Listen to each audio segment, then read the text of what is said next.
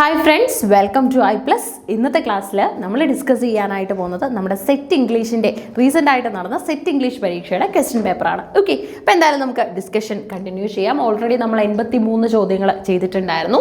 84ാമത്തെ ചോദ്യമാണ് ഇന്ന് ആദ്യം നമ്മൾ നോക്കാൻ പോകുന്നത്. ഓക്കെ, അപ്പോൾ ക്വസ്റ്റ്യൻ നോക്കിക്കോ. Lily the caretaker's daughter begins the action in. Okay, Lily the caretaker's daughter begins the action in. Okay, Lily the caretaker's ഡോട്ടറിൻ്റെ ആക്ഷൻ ബിഗിൻ ചെയ്യുന്നത് എവിടെയാണ്? The dead, the alive and the dead, അതുപോലെ തന്നെ the possessed, and also you can see the option insulted and humiliated. Okay, അപ്പോൾ ഇതിൻ്റെ answer വരുന്നത് dead എന്നുള്ളതാണ്. Okay, dead എന്നുള്ളതാണ് ആൻസർ വരുന്നത്. ഓക്കെ, അപ്പം Lily the caretaker's daughter begins the action in the dead. The short story the dead, which is the final story in James Joyce's collection Dubliners 1914, opens with the line Lily the caretaker's daughter was literally run off her feet. അല്ലേ, അപ്പം നമ്മുടെ short story ആയിട്ടുള്ള the dead. Okay, the dead എന്ന് പറയുന്നത് final short സ്റ്റോറിയാണ് James ജോയ്സിന്റെ കരിയറിലെ. നമ്മുടെ യുലൈസസ് അടക്കം ഏറ്റവും നല്ല വർക്കുകൾ ചെയ്തിട്ടുള്ള ഒരു റൈറ്ററും കൂടെയാണ് ജോയ്സ്. ഓക്കെ, അപ്പോൾ ജോയ്സിന്റെ കരിയറിലെ ഏറ്റവും ഇമ്പോർട്ടൻ്റ് ആയിട്ടുള്ള ഒരു ഷോർട്ട് സ്റ്റോറിയാണ് ശരിക്കും പറഞ്ഞാൽ നമ്മുടെ ഡെഡ്. ഡബ്ലിനേഴ്സ് കളക്ഷനിൽ നിന്നുള്ളതാണ്. 1914 ഡബ്ലിനേഴ്സ് കളക്ഷനിൽ നിന്നുള്ളതാണ്.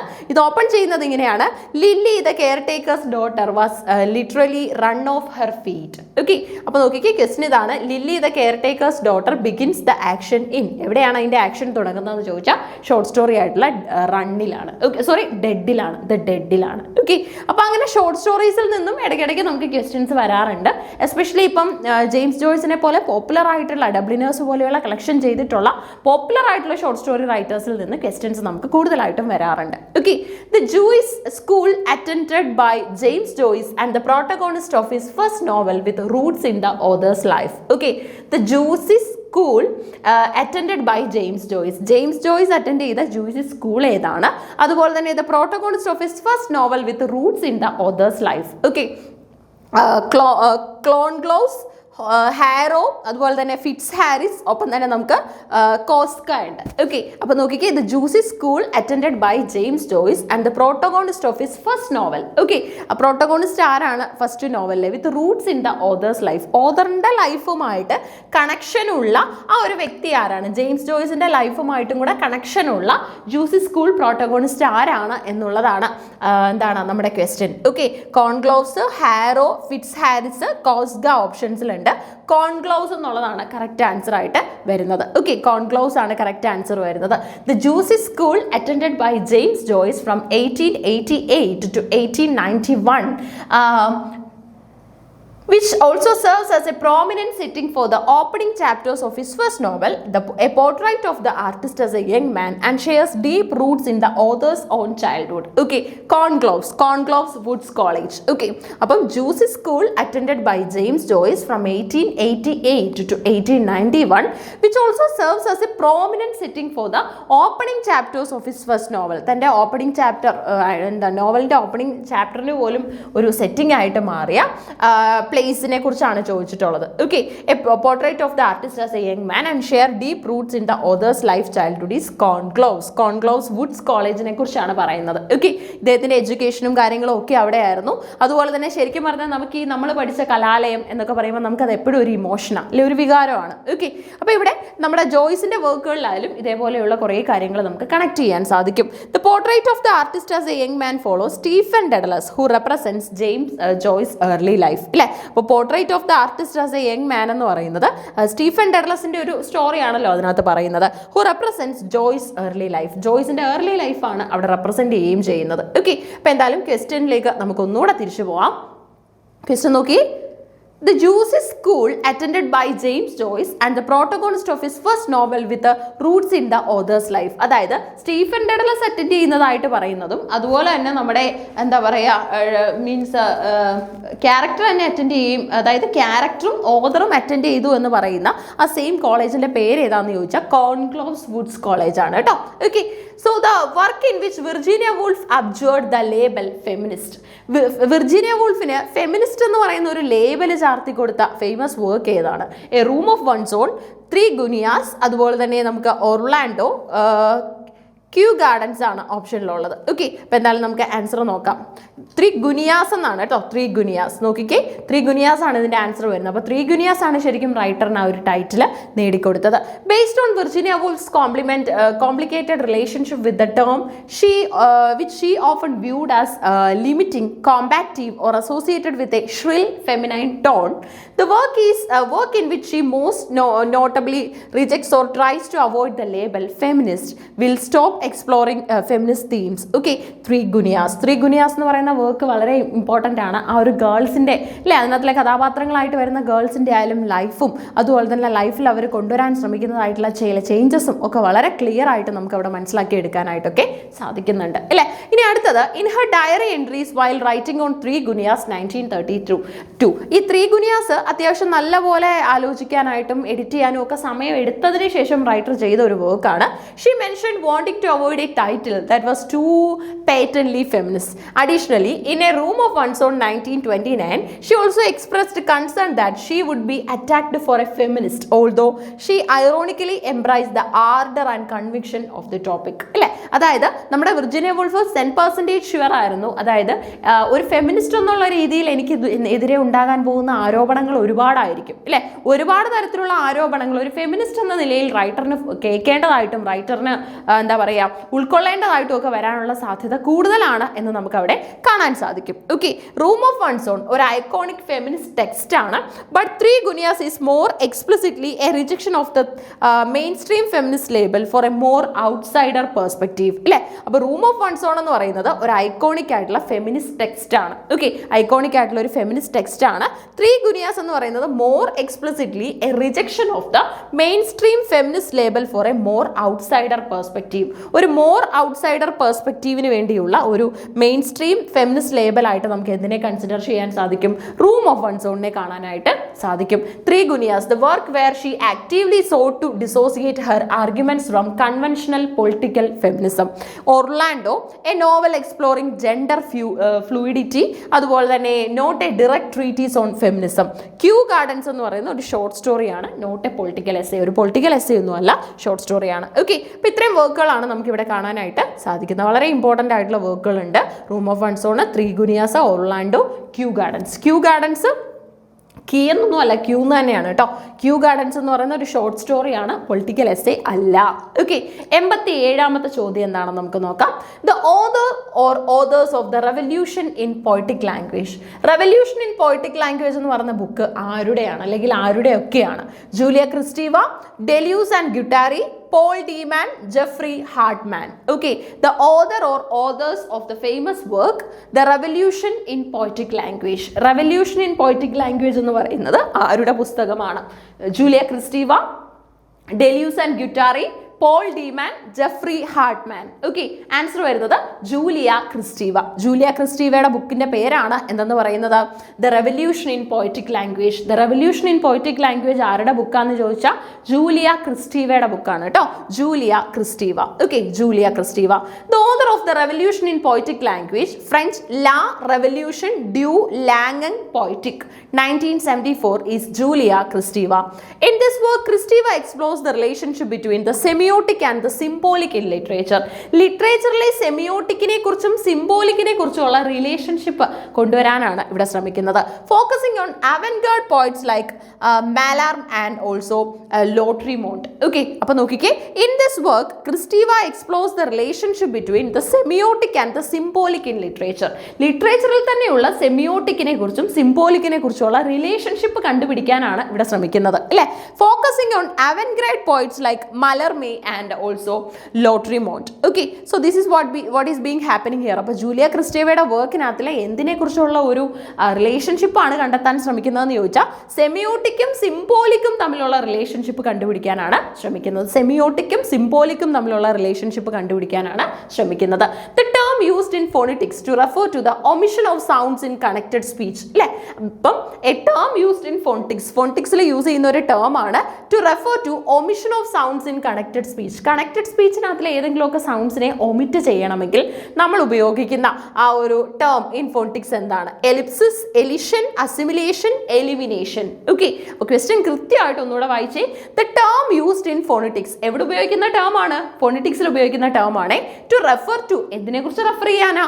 Omission of sounds in connected speech. Connected speech വരുന്ന സമയത്ത് ഒമിഷൻ ഓഫ് സൗണ്ട് റെപ്രസെന്റ് ചെയ്യാനായിട്ട് ഉപയോഗിക്കുന്ന ടേം എന്താണ്? Term used in phonetics to refer to the omission of sounds in connected speech. Ellipsis, elision, assimilation, elimination. Okay, ellipsis, elision, assimilation, elimination. Answer വരുന്നത് elision ആണ് കേട്ടോ. Okay, the term used in phonetics to refer to omission of sounds in connected speech. Omission of sounds in connected സ്പീച്ചിനെ കുറിച്ച് പറയാനായിട്ട് ഉപയോഗിക്കുന്ന ടേമിന്റെ പേര് എലിഷൻ. Okay, എലിഷൻ. നോക്കാം, phonetics നമുക്കറിയാം സൗണ്ടിനെ കുറിച്ചുള്ള വളരെ മികച്ച, വളരെ ബ്രോഡായിട്ടുള്ള ഒരു മേഖല തന്നെയാണ് അല്ലെ. In phonetics and phonology elision is the technical term for the omission of one or more sounds. ഒന്നോ അതിൽ കൂടുതലോ സൗണ്ട്സ് ഒമിറ്റ് ചെയ്യണമെങ്കിൽ അവിടെ നമ്മൾ ഉപയോഗിക്കുന്ന ടെക്നിക്കൽ ടേം ആണ് എന്തെന്ന് പറയുന്നത്? എലിഷൻ എന്ന് പറയുന്നത് അല്ലെ. Such as vowel, consonant or a whole syllable അല്ലെ. അവിടെ എന്തായിരിക്കും നമ്മൾ എലിഷൻ നടത്താൻ പോകുന്നത്, എലിമിനേറ്റ് ചെയ്യാൻ പോകുന്നത്? ചിലപ്പോൾ ഒരു വവൽ ആയിരിക്കും, അല്ലെങ്കിൽ ഒരു കോൺസണന്റ് ആയിരിക്കും, അല്ലെങ്കിൽ ഒരു ഹോൾ സിലബിൾ ആയിരിക്കും അല്ലെ. In a word or phrase making it easier to pronounce in connected speech. Okay, എന്തിനായിരിക്കും നമ്മൾ ഈ ഒരു പ്രോസസ്സ് ചെയ്യുന്നത്? കണക്റ്റഡ് സ്പീച്ചിൽ വരുന്ന സമയത്ത് അതിനെ പ്രൊനൗൺസ് ചെയ്യാനായിട്ട് കുറച്ചും കൂടെ ഈസി ആയിരിക്കും. അപ്പോൾ അതിനുവേണ്ടിയാണ് നമ്മൾ ഈ ഒരു പ്രോസസ്സ് അണ്ടർഗോൺ ചെയ്യുന്നത് അല്ലെ. അപ്പോൾ ഫോണിറ്റിക്സിലും ഫോണോളജിയിലും എലിഷൻ എന്ന് പറഞ്ഞു കഴിഞ്ഞാൽ അതൊരു ടെക്നിക്കൽ ടേം ആണ് for the elision of one or more sounds. അവിടെ നമ്മൾ എന്താണ് എലിഷൻ നടത്തുന്നത്? ഒരു സൗണ്ട് ആകാം, ഒന്നിൽ കൂടുതൽ സൗണ്ടുകളാകാം, ചിലപ്പോൾ വവൽ ആവാം, കോൺസണന്റ് ആകാം, അല്ലെങ്കിൽ ഹോൾ സിലബിൾ വേണമെങ്കിലും ആവാം ഇല്ലേ. In a word or phrase making it easier to pronounce in connected speech. Connected speech വരുന്ന സമയത്ത് പ്രൊനൗൺസ് ചെയ്യാനായിട്ട് അപ്പോൾ അത് കുറച്ച് ഈസി ആയിരിക്കും അല്ലെ. അപ്പം this often happens in natural, rapid or fluent speech to simplify complex articulation and main stream rhythm ഇല്ലേ. ഇവിടെ എന്താ സംഭവിക്കുന്നത്? ഇത് എങ്ങനെയാണ് നടക്കുന്നത്? It happens in natural, rapid or fluent speech അല്ലെ. എവിടൊക്കെയാണ് സംഭവിക്കുന്നത്? നാച്ചുറൽ ആയിട്ടുള്ള, റാപ്പിഡ് ആയിട്ടുള്ള, ഫ്ലുവൻറ്റ് സ്പീച്ചിലായിരിക്കും സംഭവിക്കുന്നത്. To simplify complex articulation and maintain rhythm ഇല്ലേ. റിതം മെയിൻറ്റെയിൻ ചെയ്യാനും അതുപോലെ തന്നെ നമ്മുടെ ആർട്ടിക്കുലേഷനെ ഒന്ന് സിംപ്ലിഫൈ ചെയ്യാനായിട്ട്, നമുക്ക് ആർട്ടിക്കുലേറ്റ് ചെയ്യുമ്പോൾ വളരെ ഡിഫിക്കൽട്ട് ആണെങ്കിൽ പ്രൊനൗൺസ് ചെയ്യാൻ ബുദ്ധിമുട്ടുണ്ടാവും അല്ലേ. അപ്പോൾ ആ കാര്യങ്ങളൊക്കെ ഒന്ന് കൺട്രോൾ ചെയ്യാൻ വേണ്ടിയാണ് നമ്മൾ ചില സൗണ്ടുകളെ എലിമിനേറ്റ് ചെയ്യുന്നത്. അതിനെ നമ്മൾ എലിഷൻ എന്നാണ് പറയുന്നത്. ഓക്കെ, ക്വസ്റ്റ്യൻ ഓക്കെ ആണോ? ഈസി ആണോ? നോക്കി, a term used in phonetics to refer to omission of sounds in connected speech. Connected സ്പീച്ചിലെ സൗണ്ട്സിനെ ഒമിറ്റ് ചെയ്യാനായിട്ട് നമ്മൾ ഉപയോഗിക്കുന്ന ടേമാണ് എലിഷൻ എന്ന് പറയുന്നത്. Okay, elision. അടുത്ത നോക്കിക്കേ, the dash case typically expresses a grammatical relationship of possession. Okay, ഏത് കേസാണ് ടിപ്പിക്കലി ഗ്രാമാറ്റിക്കൽ റിലേഷൻഷിപ്പ് ഓഫ് പൊസഷനെ കുറിച്ച് പറയുന്നത്? എന്തെങ്കിലും ഒരു കാര്യം നമ്മൾ പൊസസ് ചെയ്യുന്നു. ഇപ്പോൾ ഐ പൊസസ് ദിസ് ബിൽഡിംഗ്, അല്ലെങ്കിൽ ഐ പൊസസ് ദിസ് ബാഗ് എന്നൊക്കെ നമ്മൾ പറയാറുണ്ടല്ലോ. എൻ്റേതാണ്, ഒരു ഉടമസ്ഥാവകാശം കാണിക്കാനായിട്ടൊക്കെ അല്ലേ. So the dash case typically expresses a grammatical relationship of possession. നോക്കിക്കേ, നോമിനേറ്റീവ്, അക്യൂസേറ്റീവ്, ഡേറ്റീവ്, ജെനിറ്റീവ്. ഓക്കെ, അപ്പോൾ ഏത് കേസാണ് ടിപ്പിക്കലി ഒരു ഗ്രാമാറ്റിക്കൽ റിലേഷൻഷിപ്പ് ഓഫ് പൊസഷൻ കാണിക്കുന്നത്? നോക്കിക്കോ, നോമിനേറ്റീവ് ആണോ, അക്യൂസേറ്റീവ് ആണോ, ഡേറ്റീവ് ആണോ, അതോ ജെനിറ്റീവ് ആണോ? ആൻസർ വരുന്നത് ജെനിറ്റീവ് ആണ് കേട്ടോ. ജെനിറ്റീവിനകത്തിലാണ് ഒരു റിലേഷൻഷിപ്പ് കാണിക്കുന്നത്. Genitive case in grammatical case use to express a relationship of possession or belonging between two nouns. Okay, possession അല്ലെങ്കിൽ ബിലോങ്ങിങ് ബിറ്റ്വീൻ ടു നൗൺസ് കാണിക്കുന്നത് ജെനിറ്റീവ് കേസ് ആണ്. In English this is often referred to as the possessive case and is typically marked by adding an apostrophe and an sound, for example cat's toy, or by using the preposition of example the color of the sky, etc. അല്ലേ. അപ്പോൾ ജെനിറ്റീവ് case എന്ന് പറയുന്നത് നമുക്ക് എന്തെങ്കിലും ഒരു തരത്തിലുള്ള possession, belonging ഒക്കെ കാണിക്കാനായിട്ട് നമുക്ക് നല്ല രീതിയിൽ ഉപയോഗിക്കാൻ പറ്റും. അപ്പോൾ ജെനിറ്റീവ് കേസ് എന്ന് പറഞ്ഞാൽ ഗ്രാമാറ്റിക്കൽ കേസ് ആണ്, use to express a relationship of possession or belonging between two nouns ഇല്ലേ. രണ്ട് നൗൺസിൻ്റെ ഇടയിലുള്ള ഒരു പൊസഷൻ അല്ലെങ്കിൽ ബിലോങ്ങിങ് കാണിക്കാനായിട്ടാണ് നമ്മളിത് യൂസ് ചെയ്യുന്നത്. In English this is often referred to as the possessive case or is typically marked by adding an apostrophe ഇല്ലേ. ഇവിടെ എന്തോ സംഭവിക്കുന്നത്? നമ്മളൊരു പൊസസീവ് കേസ് റെഫർ ചെയ്യാനായിട്ട്, അല്ലെങ്കിൽ നമ്മളൊരു എന്താണ് പറയുക, ഒരു അപ്പോസ്ട്രഫി ആഡ് ചെയ്യാനായിട്ടൊക്കെ നമ്മൾ ശ്രമിക്കാറുണ്ട് അല്ലേ. ഇപ്പൊ ക്യാറ്റ്സ് ടോയ് എന്ന് പറയാനായിട്ടാണെങ്കിൽ ക്യാറ്റ് ഉപയോഗിക്കുന്നതാണ്. അപ്പൊ പൊസഷൻ, ഇത് പൊസസ് ചെയ്യുന്നത് ക്യാറ്റ് ആണ് എന്ന് കാണിക്കാനാണ് നമ്മൾ ക്യാറ്റ്സ് ടോയ് എന്ന് പറഞ്ഞത് അല്ലേ. അപ്പൊ അങ്ങനെയൊക്കെയുള്ള റെപ്രസെന്റേഷൻസ് നമ്മൾ കൊടുക്കാറുണ്ട്. Example the cat's toy or by using the preposition of, example the colour of the sky ഇല്ലേ. അപ്പം ആ സ്കൈയുടെ കളറാണ്, ഇപ്പം ബ്ലൂ സ്കൈ എന്ന് പറയുകയാണെങ്കിൽ സ്കൈ പൊസസ് ചെയ്യുന്ന നിറമാണ് ബ്ലൂ എന്ന് കൊടുക്കാനായിട്ട് നമുക്ക് പറയണമെങ്കിൽ അവിടെ ജെനിറ്റീവ് കേസ് ആണ് ഗ്രാമറിലെ നമ്മൾ ഉപയോഗിക്കുന്നത്. Okay, genitive case in grammatical usage ആണ് നമ്മളവിടെ പ്രാക്ടിക്കൽ ആക്കുന്നത്. ഓക്കെ ആണേ. ക്വസ്റ്റ്യൻ ഒന്നുകൂടെ നോക്കി. The dash case typically expresses a grammatical relationship of possession. Grammatical relationship of possession use ചെയ്യാനായിട്ട് നമ്മൾ ഉപയോഗിക്കുന്നത് ജെനിറ്റീവ് ആണ് കേട്ടോ, ജെനിറ്റീവ്. അടുത്ത നോക്കാം. The word characteristic has dash syllable. Characteristic എന്ന് പറയുന്ന വാക്കിനകത്ത് എത്ര സിലബിൾ ഉണ്ടായിരിക്കും? The word characteristic has dash syllables 3, 4, 5, 6. എത്ര ആയിരിക്കും ഉള്ളത്? 5 സിലബിൾസ് ഉണ്ടെന്നാണ് പറയുന്നത്. നോക്കിക്കേ, the word ക്യാരക്ടറൈസ്റ്റിക്സ് has 5 syllables. Characteristic എന്നാ പറയുന്നത്. ഓക്കെ, എത്ര സിലബിൾ ഉണ്ട്? 5 സിലബിൾ ഉണ്ട്. എങ്ങനെ സിലബിൾ ബ്രേക്ക് നടത്താൻ പറ്റും?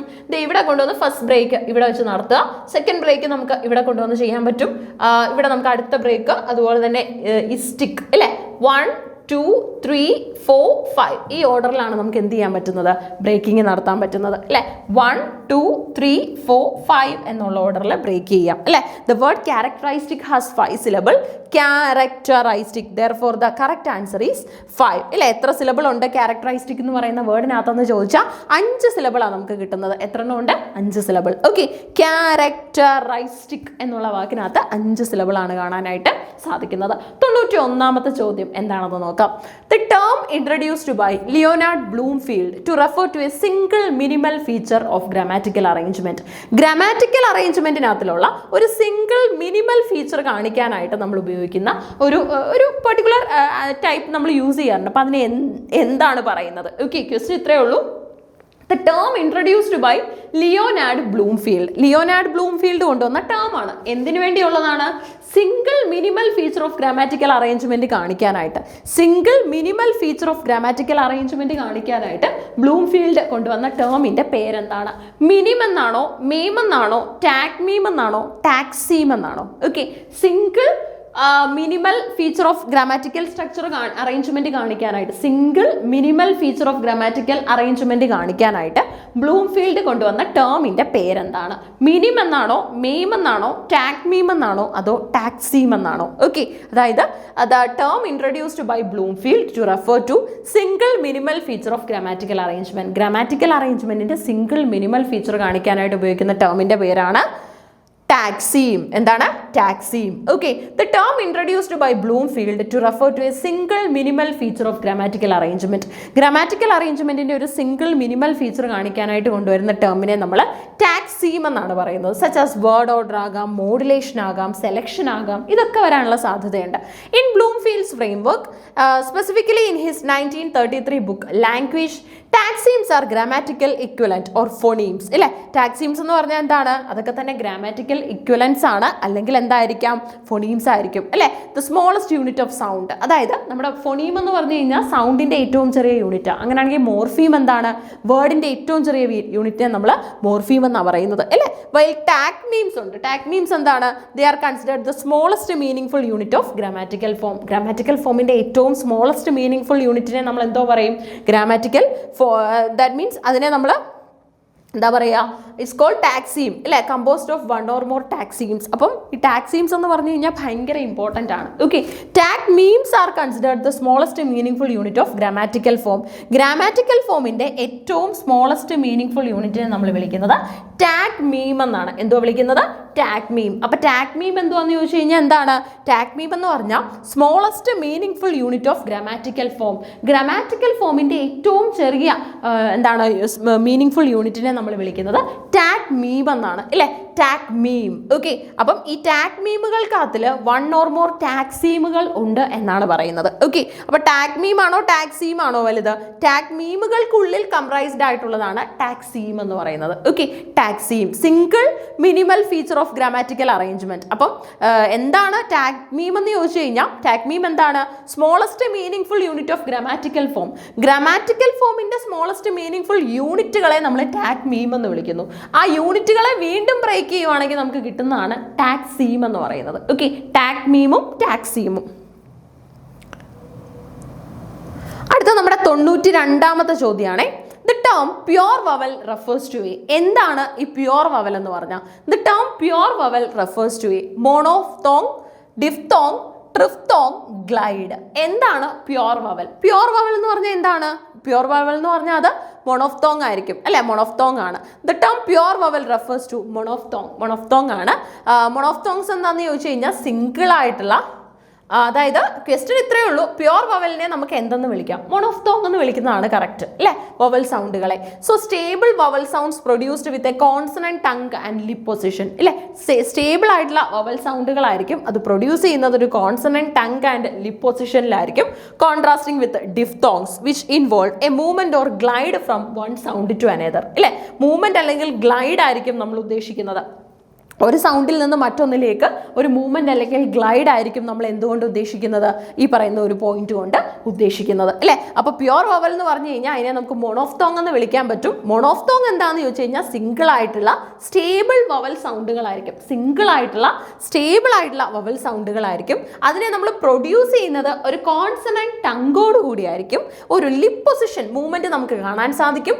Contrasting with diphthongs. ഡിഫ്തോങ്സിന്റെ കോൺട്രാസ്റ്റിംഗ് നമുക്ക് അവിടെ മോണോഫ്തോങ് അല്ല, ഡിഫ്തോങ് ആണ്.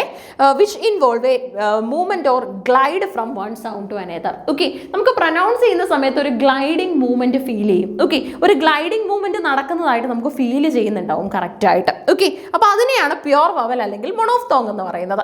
A single pure vowel sound sometimes called a single vowel or stable vowel. Okay, single vowel സൗണ്ടുകളെ നമ്മൾ ഇടയ്ക്ക് സിംഗിൾ വവൽ എന്നും സ്റ്റേബിൾ വവൽ എന്നും ഒക്കെ പറയും. അതിന് ഒറ്റയ്ക്ക് എക്സിസ്റ്റ് ചെയ്യാൻ പറ്റും. So characteristic the articulation tongue mouth position remains relatively fixed throughout the sound duration. സൗണ്ട്സിന്റെ ഡ്യൂറേഷൻ മുഴുവൻ സമയത്ത് ടങ് അല്ലെങ്കിൽ മൗത്ത് പൊസിഷൻ എങ്ങനെ ആയിരിക്കും? റിലേറ്റീവ്ലി ഫിക്സ്ഡ് ആയിരിക്കും. എക്സാമ്പിൾ പറയാനാണെങ്കിൽ the 12 monophthongs in English include sounds like beat, ബിറ്റിനകത്തിലെ ബ്, ബെഡിനകത്തിലെ ബ്, പിന്നെ ക്യാറ്റിനകത്തിലെ ആ ഒരു ക്യാ സൗണ്ട് ഉണ്ട്, പിന്നെ അതുപോലെ തന്നെ കാറിനകത്തിലെ സൗണ്ട് ഉണ്ട് ഇല്ലേ? സോ അതൊക്കെ നമുക്ക് ഇവിടെ കാണാൻ സാധിക്കും. ഇതൊക്കെ തന്നെ മോണോഫ്തോങ്സിനുള്ള എക്സാമ്പിൾ ആണ്. 12 മോണോഫ്തോങ്ങുകൾ. Distinction: unlike diphthongs 2 sounds or diphthongs 3 sounds, a pure vowel does not have a gliding quality അല്ലേ? അതായത് ഈ പറയുന്ന ഡിഫ്തോങ്ങുകൾക്കൊന്നും ഉള്ള പോലെ അല്ലെങ്കിൽ ട്രിഫ്തോങ്ങുകൾക്കൊന്നും ഉള്ള 3 വവൽ സൗണ്ടുകൾ വരുന്നതിനൊന്നുമുള്ള പോലത്തെ ഒരു ഗ്ലൈഡിംഗ് ക്വാളിറ്റി എന്തിനുണ്ടാവില്ല? പ്യുവർ വവലിന് ഉണ്ടാവില്ല. അപ്പോൾ പ്യുവർ വവലിനെ നമുക്ക് എന്തെന്ന് വിളിക്കാൻ സാധിക്കും? മോണോഫ്തോങ് എന്ന് വിളിക്കാനായിട്ട് സാധിക്കും. പ്യുവർ വവലിനെ വിളിക്കാൻ പറ്റുന്ന ഒരു പേരാണ് എന്തെന്ന് പറയുന്നത്? മോണോഫ്തോങ് എന്ന് പറയുന്നത്. ഓക്കെ, പ്യുവർ വവലിനെ നമുക്ക് മോണോഫ്തോങ് എന്ന് വിളിക്കാനായിട്ട് സാധിക്കും. അടുത്ത നമ്മുടെ 93ാമത്തെ ചോദ്യമാണ്. The writer who published the memoir shattered in 2024 after a fall that caused severe spinal injury and also tetraplegia. Okay, അപ്പം the writer who published the memoir shattered in 2024. 2024 shattered എന്ന് പറയുന്ന memoir തയ്യാറാക്കിയത് ആരാണ്? ഒരു ചോദ്യം അതാണ്. After a fall that caused severe spinal injury and tetraplegia. ടെട്രാപ്ലേഗിയും spinal injury ഒക്കെ ഉണ്ടായിരുന്നു. ഓക്കെ, ഒരു ഫോളിന് ശേഷം ഇത്തരം വളരെ പതറ്റിക് ആയിട്ടുള്ള സ്റ്റേജിലൂടെ കടന്നു പോകേണ്ടതായിട്ട് വന്നിട്ടുണ്ട്. ഓക്കെ, അപ്പം ഏത് റൈറ്ററിന്റെ മെമോയർ ആണ് ഷാറ്റേർഡ്? പബ്ലിഷ് ചെയ്ത വർഷം ഇവിടെ ഉണ്ട് 2024. നോക്കിക്കേ, സൽമാൻ റഷ്ദി, അനുരാധ റോയ്, ഹനീഫ് ഖുറേഷി, ഫാറൂഖ് ധോണ്ടി. നോക്കിക്കേ, സൽമാൻ റഷ്ദി, അനുരാധ റോയ്, ഹനീഫ് ഖുറേഷി, ഫാറൂഖ് ധോണ്ടി. ആൻസർ വരുന്നത് ഹനീഫ് ഖുറേഷി ആണ്. ഓക്കെ, അപ്പോൾ the writer who publish the memoir shattered in 2024 and 2025 ചില റീജൻസിൽ വന്നത്. After a fall that cause severe spinal injury and tetraplegia is Hanif Kureishi. Okay, അപ്പോൾ ആരെഴുതിയ മെമോയറാണ്? മെമോയറും ഓട്ടോബയോഗ്രഫിയും തമ്മിൽ വ്യത്യാസമുണ്ട്. ഓട്ടോബയോഗ്രഫി എന്ന് പറഞ്ഞാൽ ഫുൾ ലൈഫ് എപ്പിസോഡ് പറയുന്നുണ്ടാവും. മെമോയർ ആകുമ്പോൾ ഫുൾ ലൈഫ് പറയുന്നുണ്ടെങ്കിൽ പോലും ഏതെങ്കിലുമൊക്കെ പെർട്ടിക്കുലർ സീനുകൾക്ക് പർട്ടിക്കുലർ ഡ്യൂറേഷൻ ഓഫ് ലൈഫിനായിരിക്കും ഫോക്കസ് കൊടുക്കുന്നത് അല്ലേ? അപ്പോൾ ക്വസ്റ്റൻ ഇതാണ്, the writer who publish the memoir shattered in 2024 and 25 in some regions after a fall that caused severe spinal injury and tetraplegia in Hanif Qureshi. Okay, severe ആയിട്ടുള്ള spinal ഇഞ്ചുറിയും അതുപോലെ തന്നെ ടെട്രാപ്ലാഗിയും ഒക്കെ ഉണ്ടാവുന്നുണ്ട്. ഓക്കെ, അപ്പോൾ ഇതിനെക്കുറിച്ചൊക്കെ റെപ്രസെന്റ് ചെയ്യുന്ന ബുക്കായ shattered 2024 publish ചെയ്യപ്പെടുന്നത്. ചില സ്ഥലങ്ങളിൽ 2025, എന്നാലും ഒഫീഷ്യൽ ഇയർ ആയിട്ട് 2024 തന്നെ നമ്മൾ കൺസിഡർ ചെയ്യുന്നു. കാരണം ബുക്ക് ആദ്യം എന്ന് അപ്പിയർ ചെയ്തു എന്നുള്ളതാണ് നമ്മൾ നോക്കുന്നത് അല്ലേ. അപ്പോൾ 2024 പബ്ലിഷ് ചെയ്ത ഷാറ്റേർഡ് എഴുതിയത് ഹനീഫ് ഖുറേഷിയാണ്. ഓക്കെ, 2024 പബ്ലിഷ് ചെയ്ത ഷാറ്റേർഡ് എന്ന് പറയുന്ന ബുക്ക് എഴുതിയത് ആരാന്ന് ചോദിച്ചു കഴിഞ്ഞാൽ ഹനീഫ് ഖുറേഷിയാണ്. ഓക്കെ, ഹനീഫ് ഖുറേഷി. അപ്പോൾ കൃത്യമായിട്ട് അത് ശ്രദ്ധിച്ചോണേ. 93ാമത്തെ ചോദ്യമാണ് നമ്മൾ ചെക്ക് ചെയ്തത്. The writer who publish the memoir shattered in 2024 after a fall that caused severe spinal injury and tetraplegia അല്ലേ. അപ്പോൾ the writer who publish the memoir shattered in 2024 after a fall that caused severe spinal injury and ടെട്രാപ്ലാഗിയ. Answer വരുന്നത് Hanif Kureishi. Okay, Hanif Qureshi എന്നുള്ളതാണ് ശരി ഉത്തരമായിട്ട് നമുക്ക് consider ചെയ്യാനായിട്ട് സാധിക്കുന്നത്. Okay, അപ്പോൾ അതായിരുന്നു നമ്മുടെ 93ാമത്തെ ചോദ്യം. What female heart can gold despise? Okay, 94 is a question post by. ഇതേ ഒരു ചോദ്യമാണ്, what female heart can gold despise? ഗോൾഡിനെ ഡെസ്പൈസ് ചെയ്യാൻ പറ്റുന്ന human heart. Okay, is a question post by Alexander Pope, Abraham Cowley, Thomas Gray, Thomas Carroll. What female herd can gold despise? Okay, is a question posed by. Answer is Thomas Gray. Thomas Gray pose ചെയ്തൊരു question ആണ് കേട്ടോ. Thomas grey is the right answer. Thomas Gray ആണ് ഇതിന്റെ ശരി ഉത്തരമായിട്ട് വരുന്നത്. What female herd can gold despise? is a question by Thomas Gray. The line comes from his poem Ode on the Death of a Favorite Cat, drowned in a tub of goldfishes. Okay, 1748, which was written about a cat named Selima belonging to his friend Horace Walpole. Okay, തൻ്റെ ഫ്രണ്ടായ Horace വാൽപോളിന്റെ ഒരു ക്യാറ്റിന്റെ പേരാണ് സെലീമ എന്ന് പറയുന്നത്. Okay, so ആ സെലീമയെ കുറിച്ചാണ് belonging. Okay, written about സെലീമ, ഈ ക്യാറ്റിനെ കുറിച്ചാണ് ഇതിനകത്ത് എഴുതുന്നത്. അപ്പം നമ്മുടെ തോമസ് ഗ്രേ തൻ്റെ കൂട്ടുകാരനായ റൈറ്ററും കൂടെ ആയ ഹൊറൈസ് വാൽപോളിന്റെ പൂച്ചയായ സെലീമയെ കുറിച്ച് എഴുതുന്ന ഒരു ഫേമസ് വർക്കാണ്, പോമാണ് Ode on the Death of a Favorite Cat, drowned in a tub of gold fishes എന്ന് പറയുന്നത്. Okay, the poem mockingly compares the cat's desire for golden fish to a women's attraction to gold. Okay, പൊതുവെ സ്ത്രീകൾക്ക് gold ഭയങ്കര ഒരു craze ആണെന്നൊരു talk തന്നെ നമ്മൾ കേൾക്കാറുള്ളതാണ് അല്ലേ. Even it's not for all, still. അപ്പോൾ ഇവിടെ നമ്മൾ കാണുന്നതെന്ന് പറഞ്ഞാൽ ഈ ക്യാറ്റിന് ഗോൾഡ് ഫിഷസിനെ ഭയങ്കര ഇഷ്ടമാണ്. ഓക്കെ, അപ്പോൾ ഒരു ക്യാറ്റ് ഡ്രോൺ ചെയ്യപ്പെടുകയാണ്, ഒരു ഗോൾഡ് ഫിഷസ് ഒക്കെ ഉള്ള ഒരു ടബിലേക്ക് ഡ്രോൺ ചെയ്യപ്പെടുകയാണ്. And the cat is very surprised. ക്യാറ്റിന് ഭയങ്കരമായിട്ടുള്ള ഒരു ആവേശം ഉണ്ടാകുന്നത് ഈ ഗോൾഡ് ഫിഷസിൻ്റെ ഗോൾഡ് ഫിഷസിനെ കാണുന്ന സമയത്ത് ഉണ്ടാകുന്ന ഒരു സഡൻ അട്രാക്ഷൻ ഉണ്ട്. ഓക്കെ, ആ അട്രാക്ഷനെ നമുക്ക് എങ്ങനെ ഇക്വേറ്റ് ചെയ്യാൻ പറ്റുമെന്നാണ് പറയുന്നത്. അതായത് those women who are having A craze four gold, ആ രീതിയിൽ ഒരു കമ്പാരിസൺ കൊടുക്കാൻ പറ്റും എന്നാണ് ഇവിടെ നമ്മുടെ തോമസ് ഗ്രേ പറയുന്നത്. ഓക്കെ, അപ്പോൾ തോമസ് ഗ്രേ തൻ്റെ കൂട്ടുകാരനും എഴുത്തുകാരനും കൂടെ ആയ ഹൊറൈസ് വാൽപോളിന്റെ ക്യാറ്റായ സെലീമയെ കുറിച്ച് എഴുതുന്ന കവിതയാണ് actually ode on the death of a favourite cat drowned in a tub of gold fishes എന്ന് പറയുന്നത്. 1748 പോമാണേ.